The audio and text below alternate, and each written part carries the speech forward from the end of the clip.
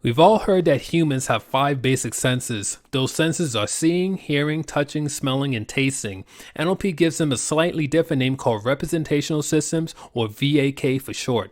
According to the NLP model, all possible distinctions humans can make in regards to their environment, both internal and external, can be usefully represented in terms of these systems. In fact, all skills function by the development and sequencing of these representational systems. Chapter 1, NLP Representational Systems Overview. The 5 main NLP representational systems are visual for sight, auditory for hearing, kinesthetic for bodily sensations, olfactory for smelling, and gustatory for tasting.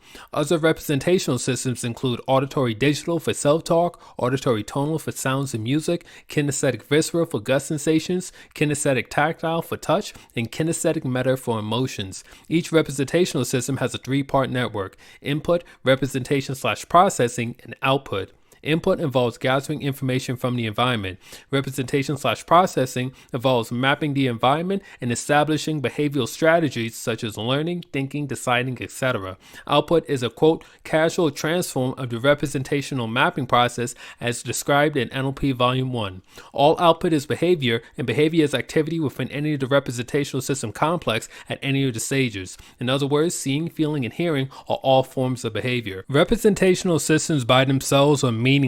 We can only determine the significance of a representational system by how it functions in the context of a strategy in a human's behavior. Representational systems can serve as a limitation or resource depending on how it's being used. For example, if you were to take an artist and a schizophrenic and have both of them engage in visualization, the visualization would be far more productive for the artist than it would be for the schizophrenic. Chapter 2, General Characteristics based on Primary Rep System. As human beings grow from infants to adulthood, we tend to prefer one representational system over all the others. Your primary representational system plays a significant role when it comes to your personality type. Studies have also shown a direct correlation between an individual's primary representational system and certain physiological and psychological characteristics. Here's a brief overview of each one.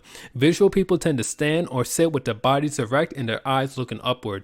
They tend to have shallow breathing and is high in the chest. They are easily distracted by noise. They also learn and memorize things by seeing pictures. They make up about 60% of the population. Auditory people tend to move their eyes from side to side. They have regular and rhythmic breathing in the middle of their chest. They tend to be very good with their words, and they learn best by listening. They also tend to lean forward while talking. They make up about 20% of the population. Kinesthetic people often use words that indicate motion, sensation, and or action. They breathe deep into the stomach. They tend to move slowly, and they enjoy closeness of other people. They also feel deeply and love deeply. They make up about 20% of the population. Auditory digital people operate at a meta level of awareness above the sensory level of VAK. They tend to come off like a computer, they have a monotonous voice, and the lips are thin and tight. Chapter 3, Building Rapport. One of the best ways to get into a rapport with someone is to use words that match their primary representational system. You can get an idea of what someone's primary representational system is by listening to the kinds of predicates they use. You can also notice what representational system a person is using by their eye movements. In NLP, this is known as eye accessing cues, and it was originally discovered by Richard Bailey and John Grinder during their in-person trainings. They noticed that whenever they asked questions, the students' eyes tended to look at the same way before answering. Eye movements do not create internal experience. They simply reflect the internal neurological processing that's already occurring. On the flip side, you can voluntarily control your eye movements to stimulate the corresponding representational system. Here's a common diagram of eye accessing cues. This diagram shows the eye movements of a person that's normally organized. This is from the perspective of looking directly at a person. People who are left-handed or cerebrally reversed will move their eyes in the opposite direction. As a quick tip, you can tell if someone is normally organized or not depending on which wrist they wear their watch. If they wear their watch on their left hand, then they're normally organized. If it's on the right hand, then they're reverse organized. This is because time is an auditory digital sense, and people tend to wear their watch where they access auditory digital. Chapter 4, NLP Submodalities. The brain represents all experience using modalities and the quality or properties of those modalities. These qualities or properties are known as submodalities. Submodalities allow us to speak with greater precision about the content of our thoughts. We can make finer distinctions in our internal representations, and these distinctions are what create the messages and commands for how to feel and respond. This is why it's a common NLP saying that submodalities drive behavior. Submodalities can be broken down into 2 types: digital and analog submodalities. submodalities. Digital submodalities are either on or off. There's no in between. For example, color or black and white would be considered a digital submodality. A picture or a movie is another example of a digital submodality. Analog submodalities exist along a continuum. Examples include loudness, brightness, blurriness, and contrast. When certain submodalities get altered, they may alter other submodalities as well, like a chain reaction. We call these submodalities driver submodalities.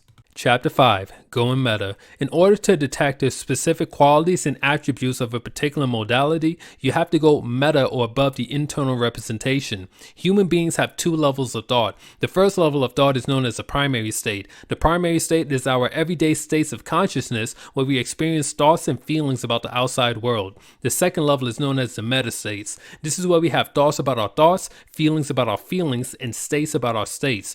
At the second level, this is where our thoughts and emotions relate to and about the world inside of ourselves. Our beliefs exist on this level as well, which is why it's often insufficient to change beliefs by shifting submodalities, which operate at a lower level. In order to believe in something, you have to say yes to the representation. In order to disbelieve in something, you have to say no to the representation.